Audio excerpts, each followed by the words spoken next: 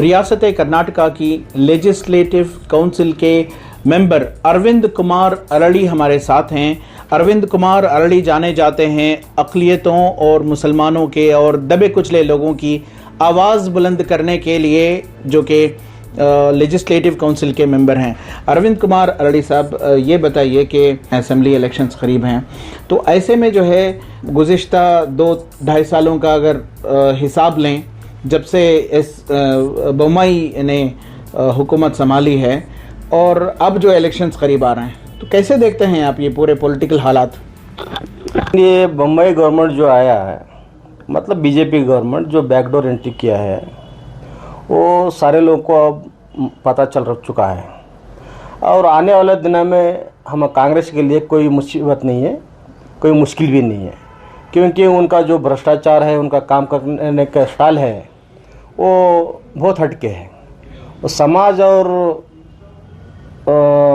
लोग के लिए, डेवलपमेंट के लिए वो लोग काम नहीं करते, सिर्फ अपना खजाना भर्ती करने के लिए काम करते हैं। उसके लिए हमको कोई तकलीफ नहीं है। और आने वाले दिनों में जो इलेक्शन कभी भी आ सकता है, ये 2 महीने में आने दो, 3 महीने में आने दो, या अप्रैल में भी आया तो भी कोई फ़र्क नहीं पड़ता। हमारा कांग्रेस का गवर्नमेंट बन सकता है 100% श्योर है। अब एक अहम सवाल सर, बीदर को लेकर के, चूंकि आप बीदर से ताल्लुक़ रखते हैं, वहीं पर आप एमएलसी भी बने हैं। हाल ही में बीदर उत्सव मनाया गया, जिसमें बीजेपी गवर्नमेंट की जानिब से काफ़ी फंड भी खर्च किया गया उस इवेंट के लिए, और उस उत्सव में बीदर के मकामी एमएलए रहीम खान ने भी बढ़ चढ़ करके हिस्सा लिया। लेकिन इस बीदर उत्सव पर कई सवाल उठ रहे हैं। आप चूंकि यहाँ के एमएलसी हैं, आप इस बीदर उत्सव को कैसे देखते हैं कि आने वाले इलेक्शंस के पेश नज़र? ये बीदर उत्सव नहीं था, ये बीजेपी उत्सव था, क्योंकि बीदर में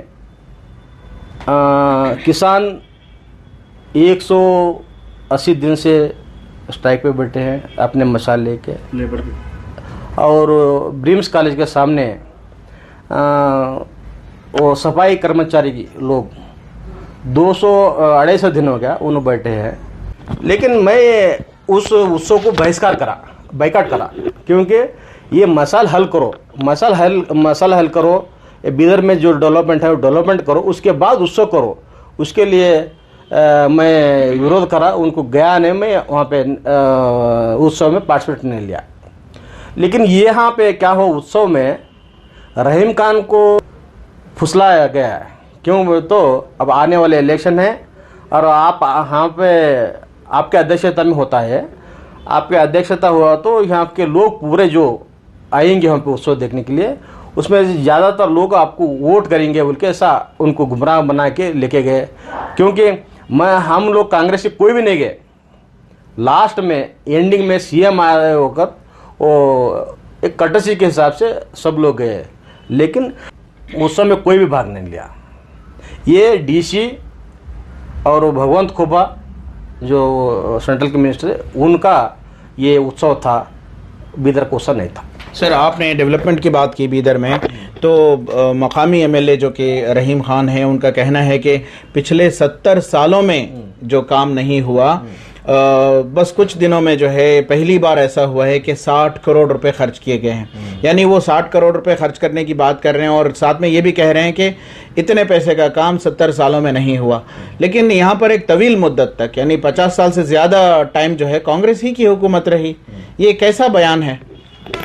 बीदर उत्सव के नाम पे जो पुराने जो बैक वर्क्स थे वो अभी उत्सव में करे हैं, सिटी डेवलपमेंट करे, रोड करे। उस 70 साल में 60-70 साल में नहीं हुआ बोल के बोलने का ये गलत बात है। यहाँ पे बीदर में जितना डेवलपमेंट हुआ, मेडिकल कॉलेज हुआ, इंजीनियरिंग कॉलेज हुआ, सब कुछ, यूनिवर्सिटी हुआ, वेटरनरी यूनिवर्सिटी है, ऐसे बड़े बड़े काम कांग्रेस गवर्नमेंट में हुआ। बीजेपी गवर्नमेंट में एक पत्थर भी उठा के रखे क्या वो मेरे को चाहिए। ये बीदर का परिस्थिति। सर, अभी जो है कर्नाटका में जो इलेक्शंस आ रहे हैं, इलेक्शन से पहले जो है अपोजिशन कांग्रेस की जानिब से हमला हो रहा है बीजेपी पर कि ये 40% कमीशन खोरी कर रहे हैं और पे सीएम कैंपेन भी यहाँ पर चलाया गया। और दूसरी तरफ हम देखते हैं कि एंटी लव जिहाद कैंपेन चल रहा है। हिंदू जन जागृति समिति और आरएसएस के जो एफिलिएटेड ऑर्गेनाइजेशंस हैं, एंटी हलाल कैंपेन चल रहा है। कई सारे इस तरह के एक्टिविटीज़ चल रहे हैं और ख़ासकर टेम्पल्स के सामने जो सैकड़ों सालों से मुस्लिम्स जो है ट्रेडर्स उधर बिजनेस करते थे, टेम्पल्स के सामने वो बिजनेस नहीं करना, उनका बहिष्कार करने का भी कैंपेन चला है। ये गलत बात है जो ये ट्रेडर्स को बंद करना, उनके पास क्या बिजनेस नहीं करना बल्कि जो बोल रहे हैं वो बहुत गलत बात है। मतलब ये उनका कॉन्सेप्ट है कि ये जो करके खाता है उसको खाने नहीं देना, तो वो हैंडीकैप होना और किसी काम पे नहीं आना, वो मजबूरन बीजेपी के साथ रहना, ये उनका एक ट्रेंड बना हुआ है। और दूसरी बात, ये हलाल हराम उनको कुछ मालूम नहीं है। सिर्फ ये क्या है, एक माइनॉरिटी को उचकाने के लिए।